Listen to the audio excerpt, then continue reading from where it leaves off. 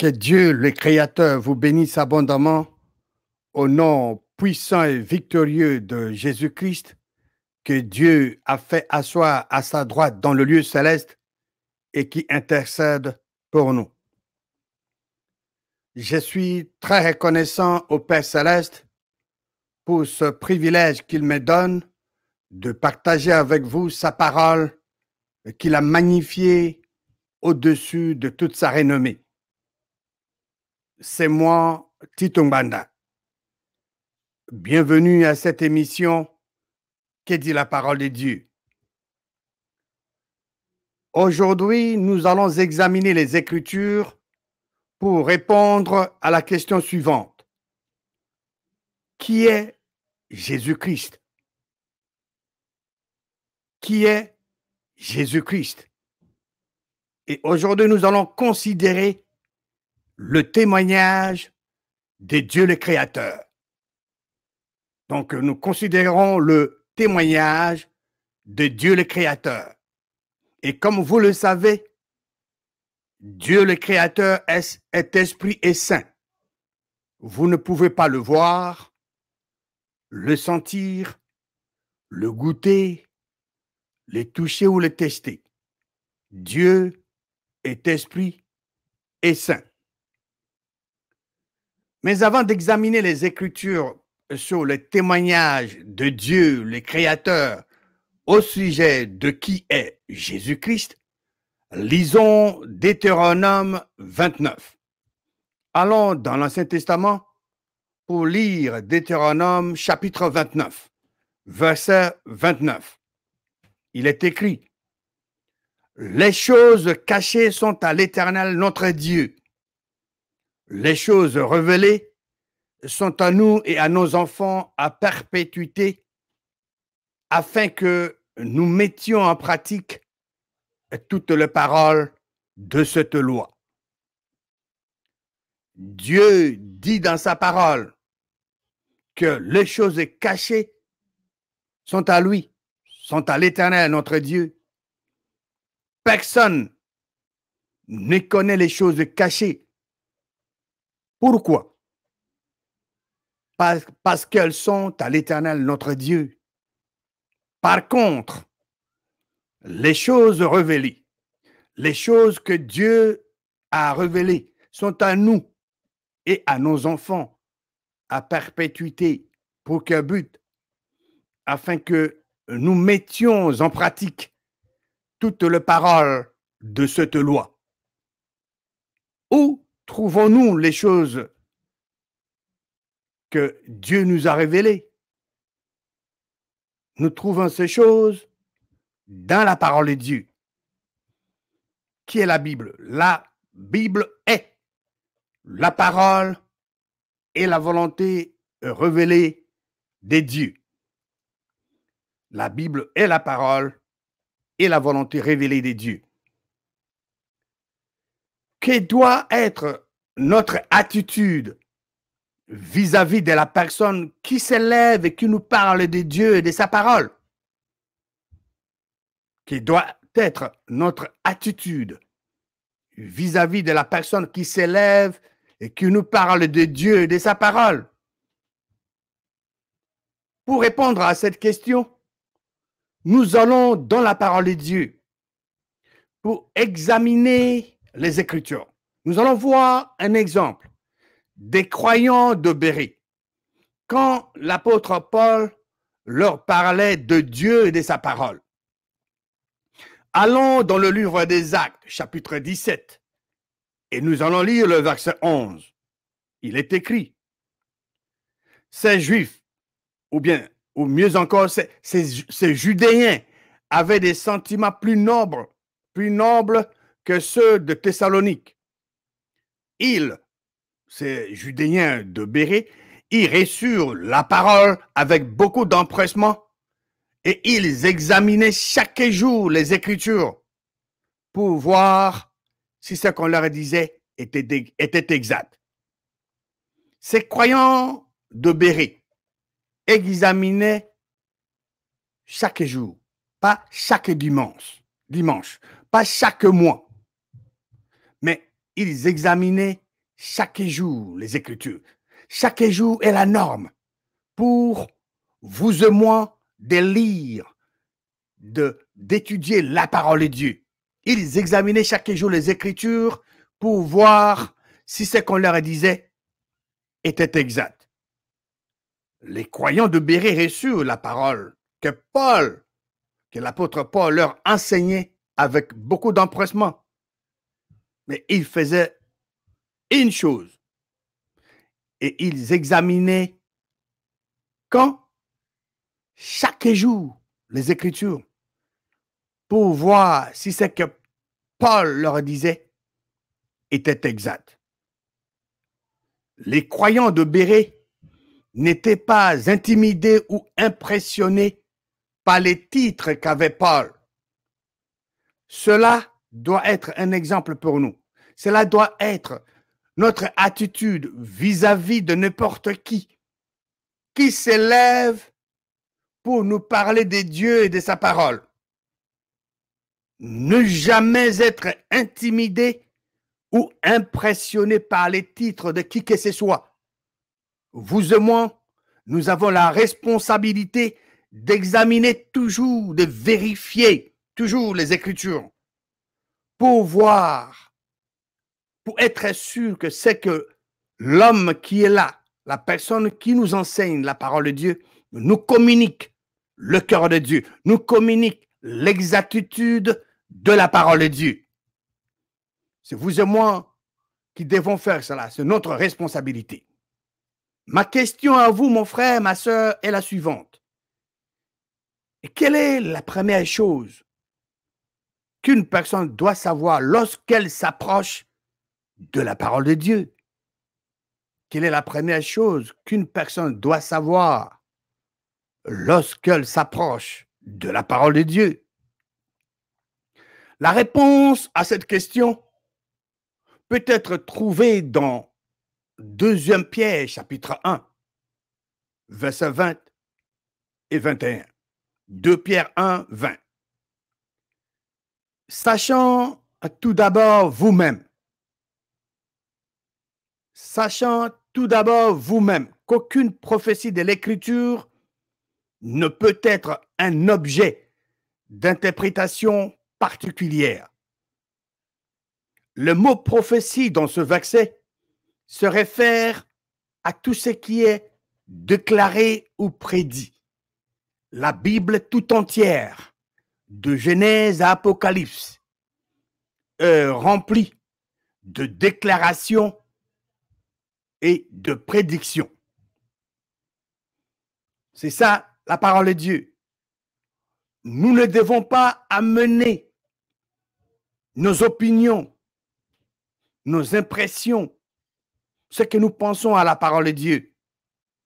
Quand nous venons à la parole de Dieu, nous laissons la parole de Dieu là où elle est, au-dessus. Nous nous élevons au niveau de la parole de Dieu. Nous laissons cette parole de Dieu parler en nous. Nous croyons cette parole de Dieu et nous agissons conformément à cette parole de Dieu. Nous ne rabaissons jamais la parole de Dieu à notre niveau. Pourquoi? Le verset 21 nous communique une grande vérité. Car ce n'est pas par une volonté d'homme qu'une prophétie a jamais été apportée, mais c'est poussé, mais c'est incité par le Saint-Esprit, Dieu, que des saints hommes ont parlé de la part de Dieu. L'homme n'a pas projeté d'écrire la Bible. L'idée d'avoir la parole de Dieu par écrit n'était pas venue de l'homme. La parole de Dieu nous dit que, car ce n'est pas par une volonté d'homme qu'une prophétie, je venais de vous l'expliquer, tout ce qui est prédit ou déclaré, la Bible tout entière remplie de prédictions et de déclarations.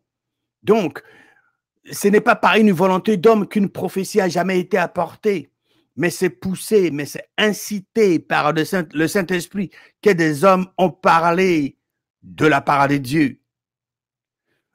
La première chose qu'une personne doit savoir lorsqu'elle s'approche de la parole de Dieu est qu'aucune prophétie de l'Écriture ne peut être un objet d'interprétation particulière.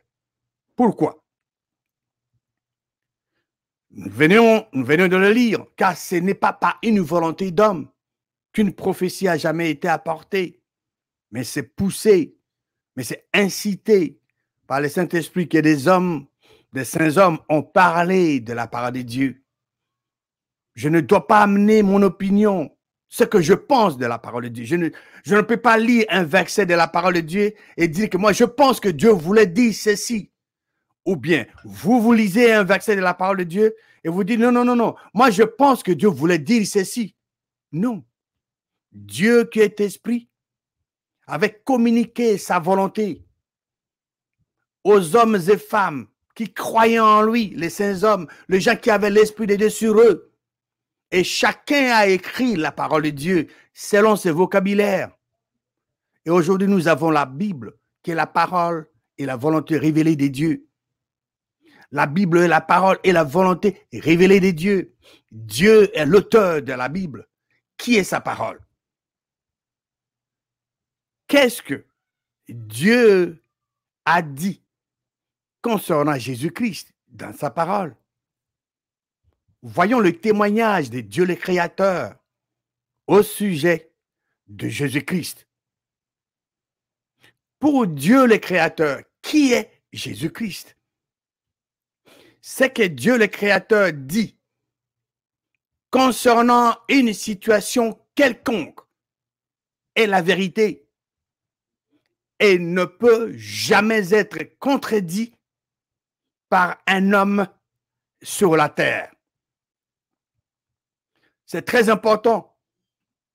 Dieu, quand il parle, communique son cœur concernant une situation, la question est réglée. C'est la vérité. Tout ce que nous devons faire, c'est de croire et d'agir selon la parole de Dieu. C'est Dieu qui a créé l'homme.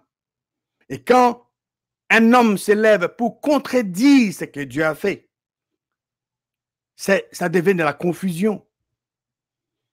Parce que l'homme ne peut pas prétendre connaître plus que le vrai Dieu. Qui est Jésus-Christ? Qu'est-ce que Dieu le Créateur dit concernant Jésus-Christ dans sa parole? Examinons maintenant les Écritures sur les témoignages faits par Dieu lui-même au sujet de Jésus-Christ. Nous allons dans l'évangile de Matthieu, chapitre 3, et nous allons lire le verset 13 à 17. Matthieu 3, verset 13 à 17. Verset 13. Alors Jésus vint de la Galilée au Jourdain vers Jean, donc vers Jean-Baptiste, pour être baptisé par lui. Donc Jésus-Christ est venu vers Jean-Baptiste pour être baptisé par Jean-Baptiste. Verset 14. Mais Jean s'y opposait en disant, c'est moi qui ai besoin d'être baptisé par toi, et tu viens à moi? Verset 15. Jésus lui répondit, laisse faire maintenant, car il est convenable que nous accomplissions ainsi tout ce qui est juste. Et Jean ne lui résista plus. Verset 16. Dès que Jésus eut été baptisé, Jésus-Christ donc, sortit de l'eau. Et voici, les cieux s'ouvrirent et il vit l'Esprit de Dieu descendre comme une colombe et venir sur lui. Le verset 16 de Matthieu chapitre 3 nous dit ce qui suit. Dès que Jésus eut été baptisé, Jésus, sortit de l'eau. Et voici, les cieux s'ouvrirent et il vit l'Esprit de Dieu descendre comme une colombe et venir sur lui. Verset 17. Et voici, une voix fit entendre des cieux ces paroles. Celui-ci est mon fils bien-aimé, en qui j'ai mis toute mon affection. Que nous dit le verset 17 de Matthieu chapitre 3? Le verset 17 nous dit ce qui suit. Et voici, une voix fit entendre des cieux ce parole. Celui-ci est mon fils bien-aimé, en qui j'ai mis toute mon affection. La voix qui fit entendre des cieux était la voix de qui? La réponse est simple. C'était la voix de Dieu, le Créateur. Dieu, le Créateur, dit, celui-ci, faisant allusion, montrant de doigt Jésus-Christ, celui-ci est mon fils bien-aimé. Qui est le fils bien-aimé de Dieu? Dans ce verset, Jésus-Christ est le fils bien-aimé de Dieu, en qui Dieu a mis toute son affection. C'est ça l'exactitude de la parole de Dieu. C'est ça le témoignage du seul vrai Dieu concernant son Fils, Jésus-Christ. Comme nous sommes dans l'évangile de Matthieu, allons au chapitre 17 de Matthieu. Matthieu chapitre 17.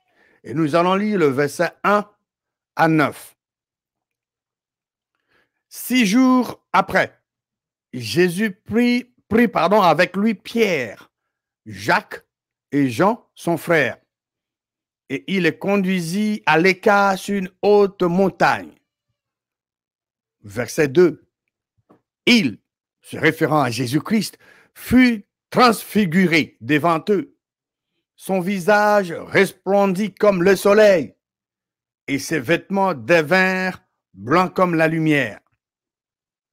Verset 3.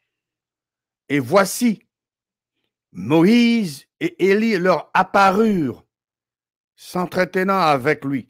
Ici, je voudrais vous souligner que Moïse et Élie étaient morts. Ils n'étaient pas vivants. Mais la parole de Dieu parle de leur apparition, ici, s'entretenant avec Jésus-Christ. Verset 4. Pierre, prenant la parole, dit à Jésus, « Seigneur, il est bon que nous soyons ici. Si tu le veux, je dresserai ici 3 tentes, une pour toi, une pour Moïse et une pour Élie. » Verset 5. Comme il parlait encore, une nuée lumineuse les couvrit. Et voici, une voix fit entendre de la nuée ce parole. Celui-ci est mon fils bien-aimé, en qui j'ai mis toute mon affection. Écoutez-le. La voix qui fit entendre de la nuée était la voix de qui? Vous connaissez déjà la réponse. C'était la voix de Dieu le Créateur. Dieu le Créateur dit, celui-ci est mon fils bien-aimé. Selon ce verset, qui est le fils bien-aimé de Dieu?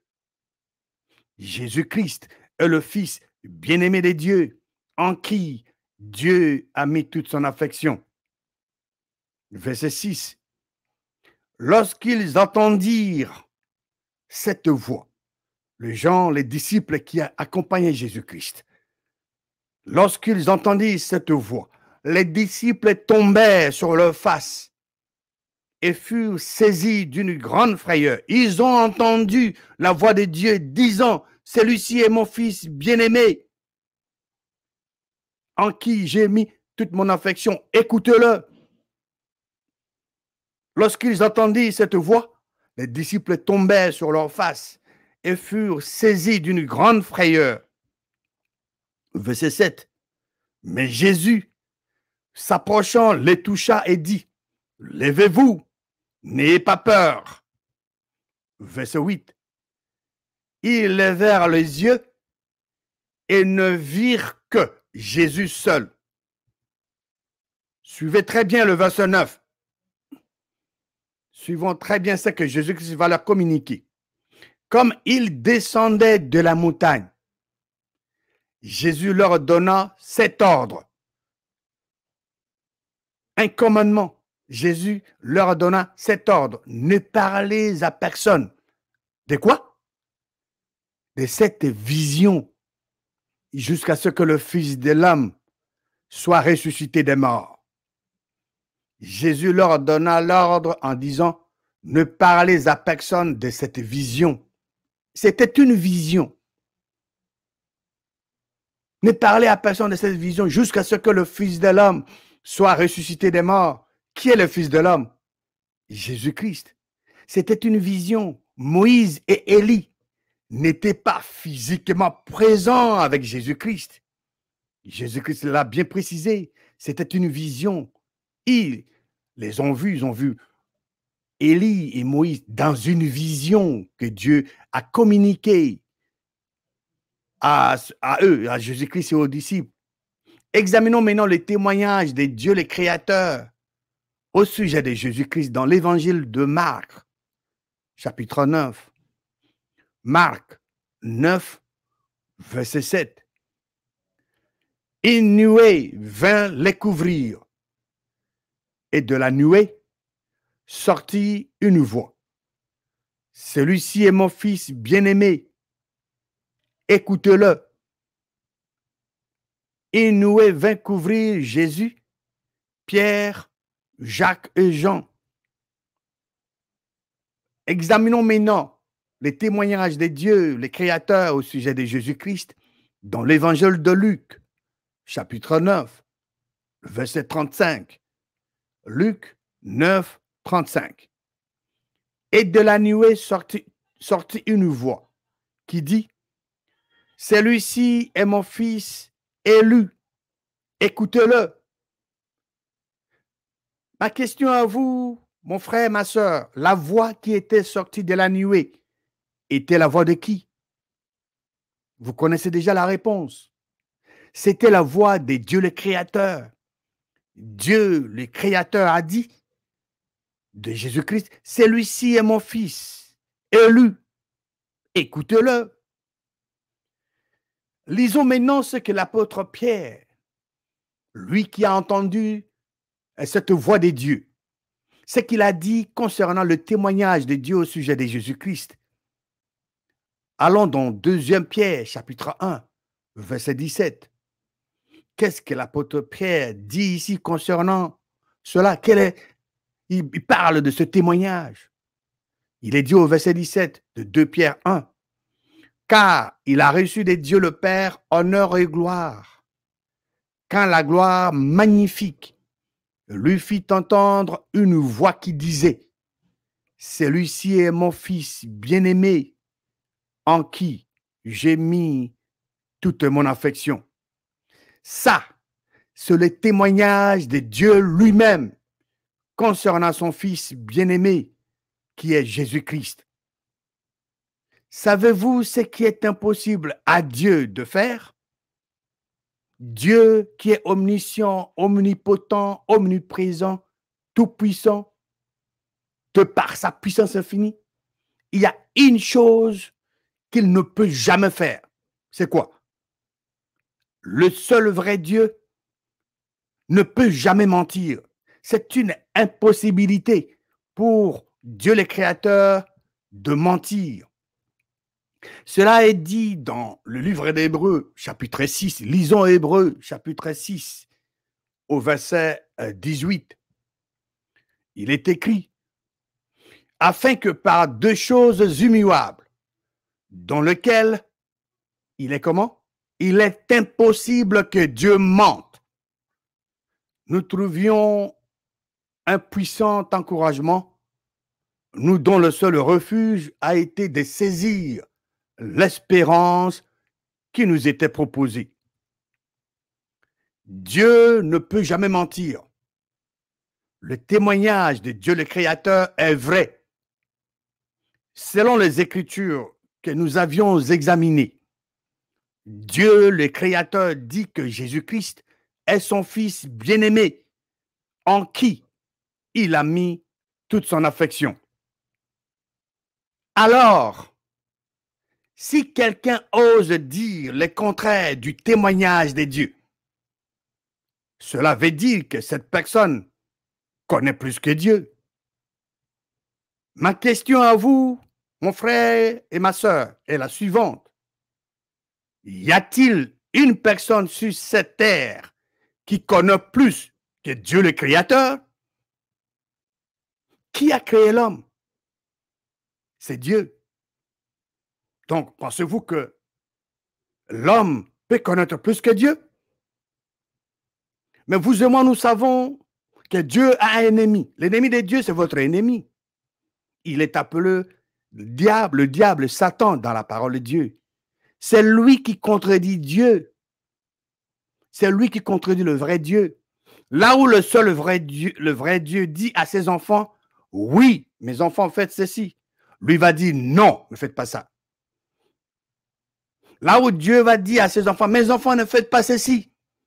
Lui va dire aux enfants de Dieu, faites cela. C'est l'opposant du vrai Dieu, l'ennemi du vrai Dieu. C'est l'adversaire. Et prochainement, nous verrons aussi, dans les jours à venir, nous verrons aussi les témoignages du diable lui-même au sujet de Jésus-Christ. Quel est le témoignage de Dieu le Créateur concernant Jésus-Christ? Dieu le Créateur dit dans sa parole que Jésus-Christ est son Fils bien-aimé en qui il a mis toute son affection. Quel est le témoignage de Dieu le Créateur au sujet de Jésus-Christ? Dans toutes les Écritures que nous avions examinées, Dieu le Créateur a dit que Jésus-Christ est son Fils bien-aimé en qui il a mis toute son affection. Le témoignage de Dieu le Créateur est vrai. Pourquoi? Parce qu'il est impossible à Dieu le Créateur de mentir. Il ne ment jamais. Que Dieu le Créateur vous bénisse abondamment au nom merveilleux et inégalable de Jésus-Christ.